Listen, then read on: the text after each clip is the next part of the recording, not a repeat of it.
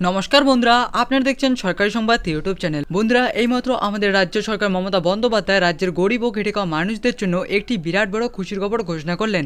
হ্যাঁ বন্ধুরা, আপনি যদি গরিব ও খেটে খাওয়া মানুষদের মধ্যে একজন হয়ে থাকেন আর আপনি যদি জামা প্যান্ট সেলাই করার মতো কোনো কাজ শুরু করতে চান, তাহলে বন্ধুরা আজকের এই ভিডিওটি আপনারা অবশ্যই সম্পূর্ণ দেখবেন। তার কারণ বন্ধুরা, আমাদের রাজ্য সরকার মমতা বন্দ্যোপাধ্যায় এইমাত্র একটি মিটিংয়ের মাধ্যমে একটি নতুন স্কিম চালু করলেন। বন্ধুরা, এই নতুন স্কিমের মাধ্যমে গরিব মানুষদের ফ্রিতে সেলাই মেশিন দেওয়া হবে।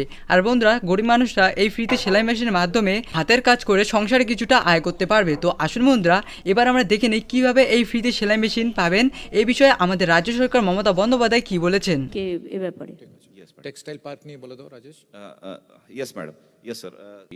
সেখানেও ম্যাডাম কিছু কিছু স্পিনিং জেনেও দুটো অ্যাপ্লিকেশন স্পিনিং জেনেও পড়েছে এবং সেখানে পাওয়ারলুম, গার্মেন্টিং, আমাদের ডাইং, ব্লিচিং অনেকটাই ম্যাডাম ওখানে আসছে। সেটাও আমরা চেষ্টা করছি এটা তাড়াতাড়ি ইতিমধ্যে করে দেবো।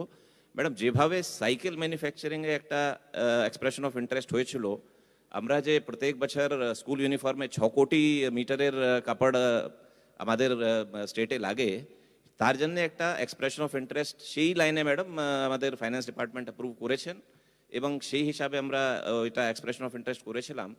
গতকালকে ম্যাডাম তাদের একটা প্রিবিড মিটিং হয়েছিল, সেখানে অনেকেই পার্টিসিপেট করেছেন। আমরা আশা করব ম্যাডাম সেটাও হয়তো ফ্যাব্রিক ম্যানুফ্যাকচারিং প্রসেসিং নিয়ে অনেকটাই ইন্টারেস্ট ইতিমধ্যে আসবে এবং এতে প্রচুর লোকের কর্মসংস্থানও হবে। Yes madam. হ্যাঁ ম্যাডাম, এছাড়া যেটা ম্যাম নির্দেশ দিয়েছিলেন, আমাদের পুরো গার্মেন্টিংটাই ম্যাম এখন সেলফ হেল্প গ্রুপ দিয়ে আমরা গতকাল অবধি ম্যাম আমরা 26,000 মতো সেলফ হেল্প গ্রুপকে আমরা আইডেন্টিফাই করেছি। তাদের সেলাই মেশিন আছে কিনা, তাদের কি যন্ত্রপাতি দরকার আছে কিনা, ও তারপরে ট্রেনিং। দেখো, সেলফ হেল্প গ্রুপ জেলায় জেলায় যে ডিএম এর কাছে লিস্টটা আছে, তাতে অনেকে আছে কাজ করে, আবার অনেকে আছে কাজ করে না, তারা কাজ পায় না।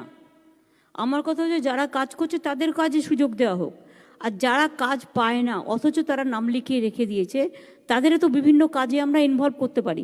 এগুলো তো রেডিমেড গ্রুপ। Right ma'am.